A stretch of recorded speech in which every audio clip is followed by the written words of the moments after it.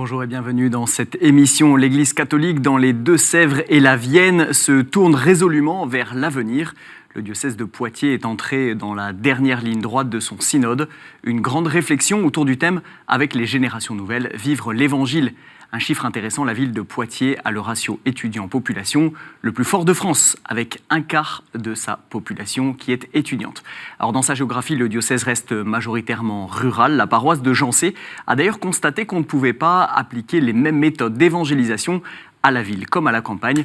Nous suivrons une initiative, la distribution des journaux missionnaires dans les boîtes aux lettres. Et puis nous ouvrirons un autre chapitre, celui du patrimoine. Des travaux de la toiture de la cathédrale ont permis de retrouver des fresques du XIIIe siècle, un trésor de plus dans ce diocèse où 300 églises sur 6 ans sont classées. Et nous recevons aujourd'hui Monseigneur Pascal Winzer, archevêque de Poitiers. Bonjour Monseigneur. Bonjour. Alors Monseigneur, pour commencer cette émission, j'aimerais que l'on parle de cette rencontre déjà avec le président Emmanuel Macron au Collège des Bernardins. C'était à l'initiative de la Conférence des évêques de France le 9 avril dernier. Au total, près de 400 personnalités catholiques françaises qui ont assisté à cette soirée inédite. Vous étiez présent, puisque vous êtes archevêque de Poitiers. Alors, on ne va pas repasser en revue toute la soirée, mais peut-être qu'est-ce que vous avez retenu de ce moment fort ? La parole n'a pas été donnée qu'au président Macron. Il y a d'ailleurs, bien sûr le président de la Conférence des évêques, Monseigneur Pontier, qui a pris la parole, puis un certain nombre de personnes aussi qui vivent des situations de fragilité et de handicap. Et ça avait été la volonté de la conférence de manifester l'attention première de l'Église catholique vis-à-vis des personnes qui sont en difficulté. Mais c'est vrai, après, ensuite, l'écoute a bien sûr porté sur les paroles d'un président de la République, puisque c'était tout de même assez inédit que le président s'exprime à destination des évêques de France. Dans le discours d'Emmanuel Macron, qu'est-ce qui vous a touché, qu'est-ce qui vous a marqué, qu'est-ce que vous avez retenu ? Sa volonté d'être un artisan de communion dans une population française assez déchirée. Il me semble qu'à un moment, il a employé le mot de soupçon. Les uns peuvent soupçonner les autres en raison de qui ils sont, de leurs différences, qu'elles soient religieuses ou économiques ou sociales. Et il s'est situé comme un président de tous les Français, voulant manifester que son rôle était d'assurer la cohésion de la population. Ouais, il a dit « Nous partageons confusément le sentiment que le lien entre l'Église et l'État s'est abîmé et qu'il nous importe à vous comme à moi de le réparer. » Vous avez ce même sentiment ? Pas tout à fait, mais je pense que c'est la tradition française quand même qui a toujours eu une sorte d'antagonisme, là je remonte à la Révolution, une sorte d'antagonisme entre l'Église catholique comme institution et on peut dire, l'institution qu'est l'État. On est assez habitué à ces choses-là, à ces difficultés et à ces heurts. Donc il est heureux, bien sûr, qu'on aille au-delà de ces heures, mais ça fait partie un peu de l'identité française. Et on a vu d'ailleurs, sitôt cette rencontre, qu'assez vite, on ressurgit aussi de la part de tel ou tel des propos où l'antagonisme revenait. C'est notre tradition, c'est la France, on y est habitué. Donc un lien abîmé, ça vous semble un peu exagéré ? C'est le propos du président de la République. Je pense mais son rôle essentiel, et c'est ce que je disais précédemment, c'est avant tout d'assurer la cohésion. La cohésion, ce n'est pas l'absence de parole ou l'absence de polémique, et la polémique est aussi constructive. L'antagonisme peut aussi s'exprimer, mais c'est le respect de chaque identité et des propos de chacun. Mais parfois, on peut se heurter, et se heurter, c'est pas mal. Alors, il y a une parole aussi qui a fait réagir dans les milieux catholiques. C'est le président qui demandait donc de respecter absolument et sans compromis aucun toutes les lois de la République. Une règle d'airain pour notre vie ensemble qui ne souffre d'aucun compromis. Alors, dans ce contexte des États généraux de la bioéthique, certains y ont vu peut-être une manière un peu voilée du président de dire si les lois passent, alors vous devrez vous y plier sans compromis. Est-ce que c'est un peu votre sentiment aussi ? Je ne me fie pas aux interprétations, je me fie aux propos que j'ai entendus, et j'ai plutôt entendu des propos qui vont dans le sens de ce qu'est la tradition des églises chrétiennes, la tradition de l'Écriture, qui est d'inviter au respect des lois des États dans lesquels nous vivons. Les catholiques ne vivent pas hors sol, ils ne vivent pas en marge ou comme une autre société, ils sont incarnés dans les États dont nous sommes partie prenante comme citoyens. Le président invitait les catholiques à participer à la société, aussi à prendre des responsabilités politiques. Ensuite, bien sûr, on peut, comme citoyen et comme chrétien, exprimer des désaccords vis-à-vis de telle ou telle loi, mais il y a des lois qui doivent respecter la liberté de conscience, en particulier les lois bioéthiques, mais les lois qui sont celles du pays s'imposent à tous. Et il faut quand même reconnaître qu'en France, les catholiques, dont le catholique que je suis, n'a pas trop de peine à respecter les lois du pays dans lequel nous sommes. Nous sommes dans un pays démocratique, quoi que certains puissent en dire. Ouais, une présence questionnante, a dit le président de la République. C'est un petit peu dans la lignée de ce que vous dites. Monseigneur, on va revenir à la vie de votre diocèse et ce synode qui occupe une place centrale dans l'actualité justement du diocèse de Poitiers. Un synode lancé le 13 janvier l'an dernier, le jour de la Saint-Hilaire, qui se conclura le 11 novembre, le jour de la Saint-Martin, donc cette année, 2018, qui est Saint-Martin, qui est un des disciples, un glorieux disciple de Saint-Hilaire. Ce sera aussi le centenaire de l'armistice. Ça fait beaucoup de dates, beaucoup de symboles. Quel est le sens derrière tout cela ? On a voulu se placer sous la figure des saints, entre guillemets, fondateurs de notre diocèse. Saint-Hilaire, premier évêque connu de Poitiers, et son grand disciple qui est Saint-Martin, qui fut d'abord moine à Ligugé avant d'être en quelque sorte capturés par les Tourangeaux pour en faire leur évêque, et donc deux figures anciennes, mais qui sont encore aujourd'hui inspirantes, parce qu'à la fois, ce sont des figures qui ont été porteuses de la foi, et du cœur de la foi, c'est le mystère de la Trinité avec Hilaire, et aussi porteuses de la charité, avec la figure de Saint-Martin. C'est-à-dire que ces deux figures disent encore l'actualité de ce que doit être la vie des chrétiens, d'abord le mystère de Dieu, et Dieu comme celui qui se donne et qui partage. Et le centenaire de l'armistice ? Là, c'est l'appel aussi à la paix. Et on ne peut pas dire que la paix ne soit pas un défi pour notre temps. Et c'est aussi une manière d'honorer ceux qui, il y a 100 ans et un peu plus, ont donné leur vie pour notre pays. Il ne s'agit pas de réécrire l'histoire, elle est. On peut gloser sur les motifs de la guerre et sur le bien fondé de la guerre, mais des hommes, combien d'hommes ont donné leur vie pour notre pays ? Alors le synode est résolument tourné vers les jeunes. Je vous propose d'écouter tout de suite la responsable des jeunes à Châtellerault, Aude Balestic, qui nous en explique les enjeux. Les jeunes, sans eux, il n'y a plus d'église demain. C'est eux qui sont investis aujourd'hui et c'est eux qui prendront le relais demain. Et du coup, il y a vraiment besoin qu'ils se sentent concernés et qu'ils sentent qu'ils ont une action particulière à faire dans l'église pour Dieu, pour transmettre la joie, pour accueillir, pour être au service de l'église. Alors nous, ce qu'on aimerait vraiment faire et accentuer, c'est l'accueil des gens. Parce que moi, je sais que je suis arrivée il n'y a pas longtemps dans la paroisse. Et ce qui m'a marqué, c'est comment j'ai été accueillie, justement. Mais on se dit, chaque personne ne se sent pas forcément accueillie. Et vivre la fraternité, qui est vraiment quelque chose d'important pour le synode, c'est pouvoir se sentir chacun, les uns et les autres, comme des frères et des sœurs. Et du coup, il y a un enjeu très très important dans la manière d'accueillir ceux qui viennent, parce que parfois ils ont une image un petit peu faussée. C'est celle que vont dire les jeunes, c'est qu'on est dans une vieille église, une église parfois un petit peu ringarde, qui est un petit peu dépassée. Et du coup, ces jeunes ont cette volonté de montrer que c'est pas forcément ça l'église, et que c'est une image qu'on s'en fait. Et du coup, ils veulent attirer ces autres personnes qui mettent un pied une première fois dans l'église pour leur dire non, cette église-là, c'est une église jeune, c'est une église où il y a encore plein de choses à construire et que les pages d'évangile, elles sont nouvelles et elles sont chaque jour avec eux. J'en ai vu beaucoup, moi, aux assemblées synodales. Donc, ils sont investis vraiment dans le synode et il faut vraiment leur faire confiance. Les étudiants, les lycéens, il faut leur faire confiance et avancer avec eux. Alors, Monseigneur, les équipes synodales ont bûché sur le synode depuis plus d'un an maintenant.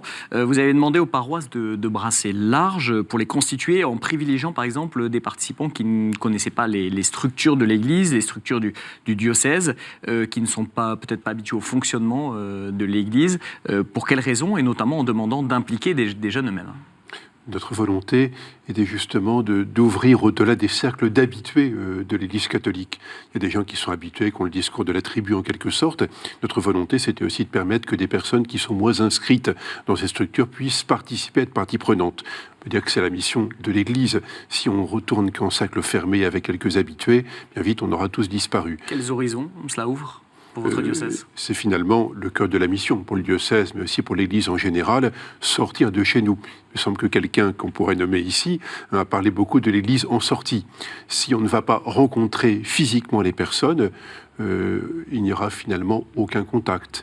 Et nous avons voulu vivre dans ces équipes synodales, ce qui est le cœur de la mission de l'Église. Et ces équipes synodales sont déjà une manière de mettre en œuvre ce que seront je l'espère et je pense, les fruits du synode, sortir, rencontrer, prendre du temps. Et des personnes comme Aude Agneau-Balestic sont de celles-ci, avec bien d'autres. Est-ce que les jeunes vous ont entendu ? Est-ce qu'ils ont été nombreux à participer à ces équipes synodales ? Oui. Alors grâce aussi aux acteurs locaux, parce que ce sont les prêtres et d'autres, entre guillemets, permanents qui ont sollicité cela. Et en effet, dans la plupart des paroisses, des groupes et des aumôneries, c'est vraiment cet appel qui a été entendu. Et réellement, avec parfois le fait d'être un peu désarçonnés, sont des personnes moins habituées qui participent à ce temps de synode. Alors on entendait Aude Balestic qui expliquait qu'il fallait dépoussiérer l'image de l'Église. Elle met notamment l'accent sur l'accueil. Ça, c'est une dimension centrale de ce synode. Oui, l'accueil et la rencontre. Il y a en effet l'image qui... Il y a en effet l'image qui peut être donnée, mais c'est avant tout par des personnes que passe l'Église, par Aude et par d'autres personnes. Et je pense qu'elle, comme bien d'autres, montre ce qu'est la réalité de l'Église. Donc il ne s'agit pas de se battre contre l'image, peu importe, mais c'est la rencontre qui est essentielle. Est-ce que la dernière exhortation apostolique du pape François, Gaudete et Exsultate, sur la sainteté dans le monde contemporain, ouvre aussi de nouvelles perspectives à la lumière de ce que vous venez de dire ? À la suite des papes précédents, je pense en particulier à Jean-Paul II qui a canonisé autant et autant, le pape François veut aussi montrer que la sainteté n'est pas réservée à quelques, religieux, évêques ou assimilés, mais que la sainteté, elle est ouverte à tous. Le pape, dans son texte, parle aussi de la classe moyenne de la sainteté, dont je suis. Je suis vraiment de moyen en tout. Mais la classe de la moyenne de la sainteté, ça veut dire que l'appel à l'excellence chrétienne est ouvert à tous, qu'il ne s'agit pas de faire une vie héroïque ou hors du commun pour être saint. Sans doute que la plupart d'entre nous, on ne parlera jamais de nous une fois qu'on sera mort, peu importe. Ce qui compte, c'est que durant notre vie, on ait pu essayer de vivre le mieux possible et que dans le cœur de Dieu, dans le cœur de nos contemporains, on ait pu apporter telle ou telle pierre. C'est cela la vraie sainteté. Alors, le pape écrit « N'aie pas peur de la sainteté, n'aie pas peur de viser haut ». Est-ce que finalement c'est ce que font ces jeunes aussi en s'impliquant dans le synode diocésain ? Très concrètement, ils mettent en pratique. Je ne vais pas associer la sainteté à un engagement dans l'Église. Des personnes peut-être n'auront durant leur vie jamais eu aucun engagement dans l'Église. Ils sont sans doute plus saints que moi qui ai donné ma vie pour elles. Ce n'est pas à moi de dire qui est saint, c'est Dieu qui accueille la sainteté. Et on voit que dans les procès de canonisation qui peuvent exister, la volonté de l'Église, c'est justement d'ouvrir au-delà des ecclésiastiques qui font leur boulot. Alors, Monseigneur, à ce jour, la démarche synodale a déjà fait émerger quelques constats et propositions, parmi lesquels le fait qu'on ne peut pas évangéliser en ville comme on évangélise à la campagne, dans le rural. Notre journaliste Élodie Toto s'est rendue à Jancé pour suivre une initiative, la distribution des journaux missionnaires dans les boîtes aux lettres. Ça donne lieu à quelques belles rencontres. Reportage. Il nous vient cette envie de repos. Au cœur de la vie, c'est le nom du journal de la paroisse Saint-Sauveur du diocèse de Poitiers. Depuis 9 ans, il traite d'actualités locales d'un point de vue religieux, mais pas seulement. Il s'est donné pour mission de s'adresser à ceux qui ne fréquentent pas l'Église. C'est-à-dire ces pages-là qui disent « Oh là là, mais ça, c'est pas du journal. » Oui, mais bon, les gens, ils tiennent. Je sais bien. L'évangile, il est au cœur de la vie. C'est le titre du journal, d'ailleurs. Donc, il se vit de toutes les façons et il ne se vit pas forcément par des gens qui se sont donné ce titre de chrétien. Il est vécu par plein de gens qui sont pas forcément pratiquants, enfin, pas forcément croyants, plus exactement, mais qui sont pratiquants, qui pratiquent l'espérance, qui pratiquent la charité, qui pratiquent, mais sans mettre ces mots là-dessus, forcément. Et nous, on espère les rejoindre, et leur dire que pour nous, on a exactement le même cheminement qu'eux, sauf que pour nous, ce qui soutient notre vie, c'est l'Évangile et le Christ. Un format qui a de quoi surprendre. Alors que la tendance est au numérique, la paroisse Saint-Sauveur a pris le parti de conserver un format papier. Je pense que c'est le moyen que nous avons en ce moment encore de laisser quelque chose dans les mains des personnes pour qu'elles puissent relire un article, retrouver un tableau de messe, etc. Elles l'auraient aussi sur le site, mais là, beaucoup de personnes dans mes âges n'ont pas encore le site internet à consulter, donc ça leur donne non seulement les horaires de messe et puis toutes les les nouvelles des baptêmes, des mariages et puis des sépultures qu'il y a pu y avoir autour de chez elle. Si d'ordinaire, les journaux paroissiaux se vendent par abonnement, le diocèse a opté pour une distribution pour tous, réalisée dans chaque commune de la paroisse par des bénévoles comme Françoise, qui le distribue depuis maintenant 2 ans. Ça me fait participer à la vie paroissiale. Pour moi, c'est important. Ça me permet aussi de voir régulièrement les personnes du quartier. Une distribution entre voisins qui permet de faire des rencontres. Monsieur! Oui. Bonjour! Bonjour! Ce qui est agréable, c'est que c'est quelqu'un qui vient la porter. Alors c'est vrai que si je suis dans le jardin, elle me le remet directement. Par contre, sinon, elle le met simplement dans la boîte aux lettres. Mais c'est toujours quelque chose d'agréable de recevoir une information qui vient de l'ensemble du territoire, qui raconte un petit peu la vie des gens, de ce qui se passe autour de nous. Ça, c'est toujours agréable, malgré tout, de pouvoir le vivre encore. Un journal bien accueilli par la population locale, donc. Chaque numéro contient une enveloppe dans laquelle chacun peut faire un don, mais aussi partager son ressenti. Généralement, tout le monde est très content. Il nous encourage. Et moi, personnellement, je me souviens d'une enveloppe qui était revenue avec ce petit mot. Le journal, pour moi, c'est comme une bouteille à la mer. Je ne peux pas exprimer ma foi parce que je n'en ai pas la possibilité dans ma famille. Mais comme je peux lire votre journal, il arrive dans la boîte aux lettres, comme je peux le lire, cela soutient ma vie. Le diocèse de Poitiers compte 28 paroisses. 9 d'entre elles ont déjà ouvert leur propre journal. Alors Monseigneur, on a un beau témoignage là, une bouteille à la mer, ce journal. Quel regard portez-vous sur cette initiative missionnaire ? Je distingue le moyen et la finalité. La finalité, on l'a entendu, c'est la rencontre et c'est une manière aussi d'exprimer la foi et de permettre à des personnes de trouver une information, une réflexion sur l'Évangile. Alors le journal peut en être le moyen, dans d'autres lieux ce sera un site internet, peu importe, un moyen, mais pour cette finalité qui elle compte, qui est celle de la rencontre. Et on a bien vu dans l'interview comment au-delà du fait de distribuer un journal dans une boîte, c'était les rencontres souvent de voisinage, qui sont avant tout essentiels. Là encore, c'est l'enjeu du synode et finalement de tout l'évangile.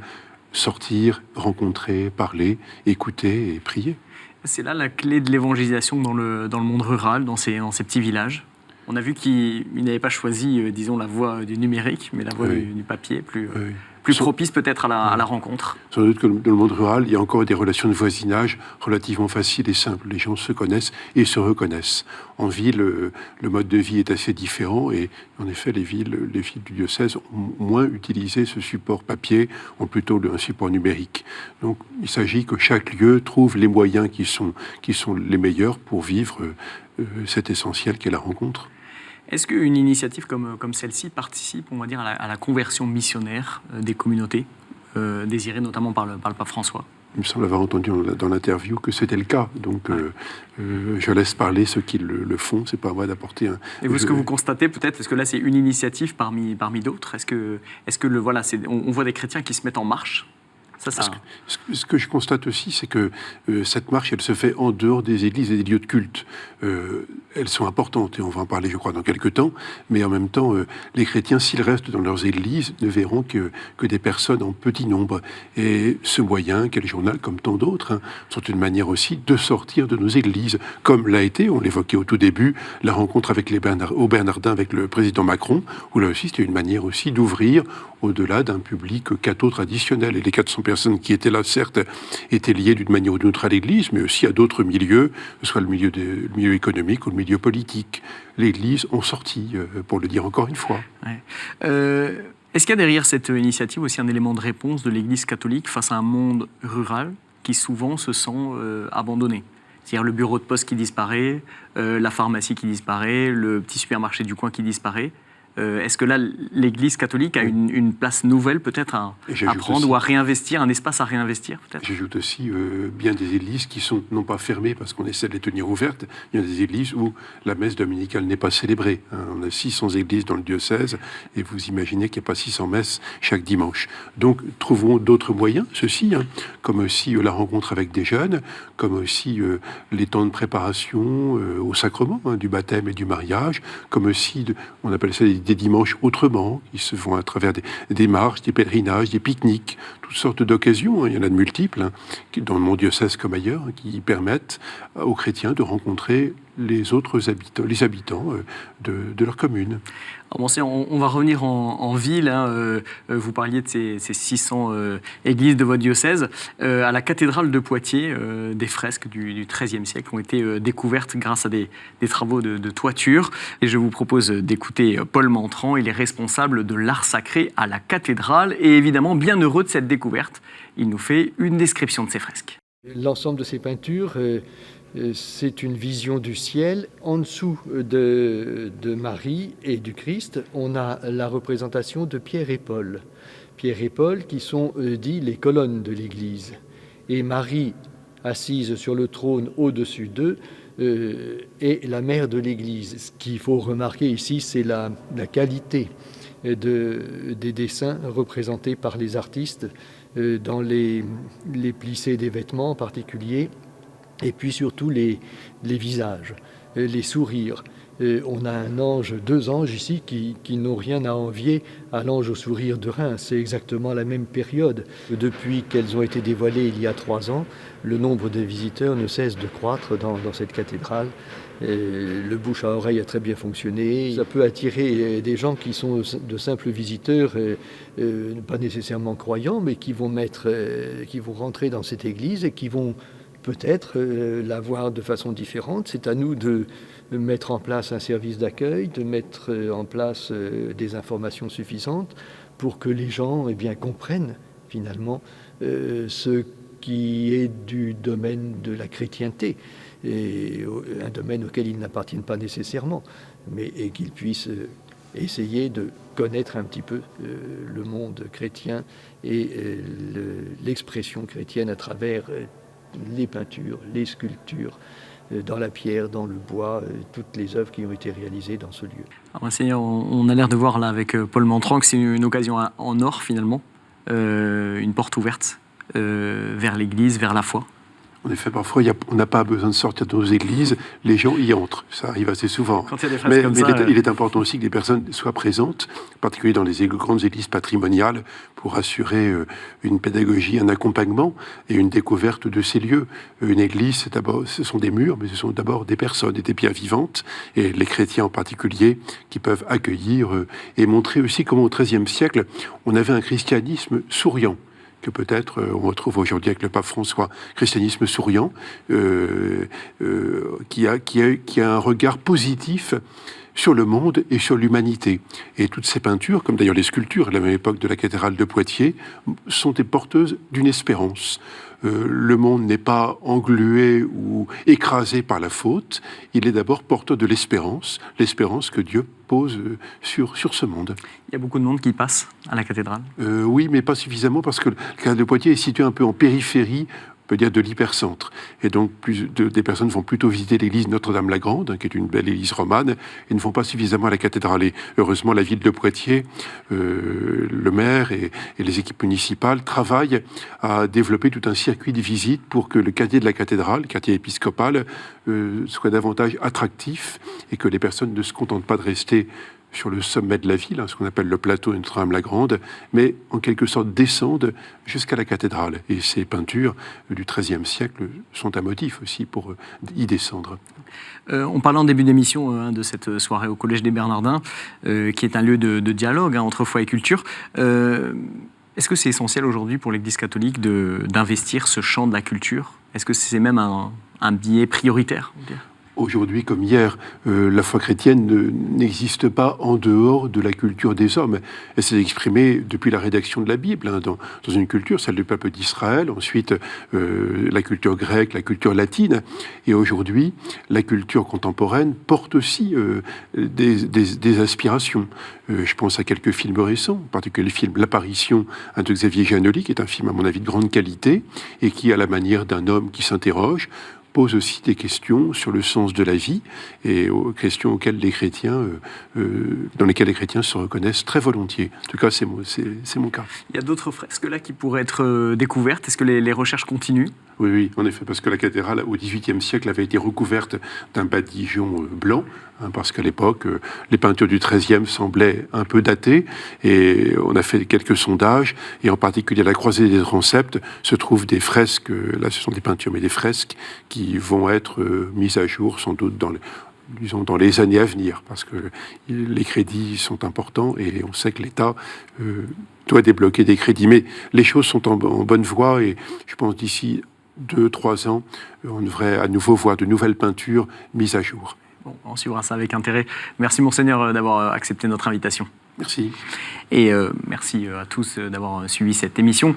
Pour retrouver toutes les actualités du diocèse de Poitiers, rendez-vous sur son site internet www.poitiers.catholique.fr. Vous retrouverez cette émission sur notre site www.ktotv.com. À la semaine prochaine. Au revoir.